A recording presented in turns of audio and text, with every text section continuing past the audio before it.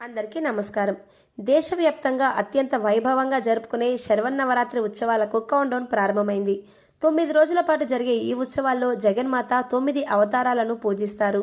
మొదటి రోజు శైలపుత్రి, రెండవ రోజు బ్రహ్మచారిణి, మూడవ రోజు చంద్రగంట, నాలుగవ రోజు కూష్మాండదేవి, ఐదవ రోజు స్కందమాత, ఆరవ రోజు కాత్యాయని, ఏడవ రోజు కాలరాత్రి, ఎనిమిదవ రోజు మహాగౌరి, తొమ్మిదవ రోజు సిద్ధిరాత్రి మొదలైనవిగా పూజిస్తారు.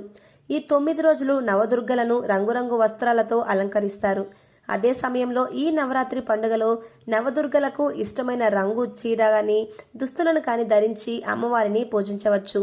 కనుక నవరాత్రి పండుగలలో ఏ రంగు చీర కట్టుకోవాలో, ఏ రంగు ప్రాముఖ్యత ఏంటో ఇప్పుడు మనం తెలుసుకుందాం. నవరాత్రుల మొదటి రోజున ఘటస్థాపన చేస్తారు. ఈ రోజున శైలపుత్రిని పూజిస్తారు. శైలపుత్రికి ఇష్టమైన రంగు తెలుపు. అమ్మవారికి తెలుపు రంగు అత్యంత ఇష్టమైనదిగా భావిస్తారు.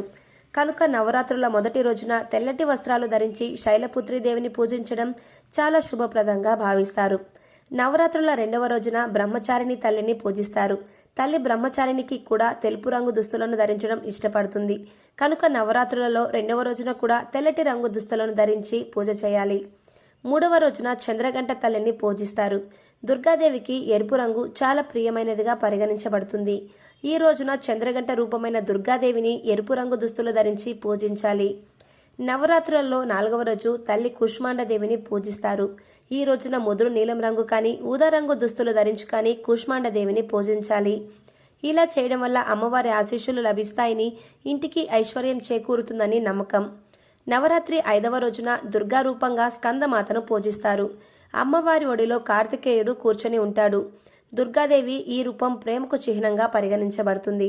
స్కందమాతను పసుపు కానీ తెలుపు బట్టలు ధరించి కానీ పూజించాలి. నవరాత్రులలో ఆరవ రోజు కాత్యాయని దేవిని పూజిస్తారు. ఈ రోజున గులాబీ రంగు దుస్తులు ధరించి కాత్యాయని తల్లిని పూజించడం చాలా శుభప్రదంగా భావిస్తారు. నవరాత్రులలో ఏడవ రోజు కాలరాత్రి తల్లిని పూజిస్తారు. దుర్గామాత ఈ రూపం చెడుని శాసించేదిగా పరిగణించబడుతుంది.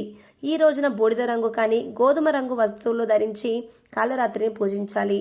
నవరాత్రులలో ఎనిమిదవ రోజున అమ్మ గౌరీదేవిని పూజిస్తారు.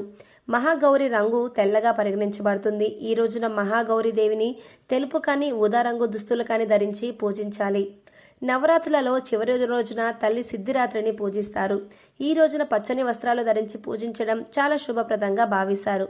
ఇలా చేయడం వల్ల ఇంట్లో ఆనందం, ఐశ్వర్యం పెరుగుతాయని నమ్ముతారు. మీకు ఈ వీడియో నచ్చితే జై దుర్గాదేవి అని కామెంట్ బాక్స్లో టైప్ చేయండి. Thanks for watching.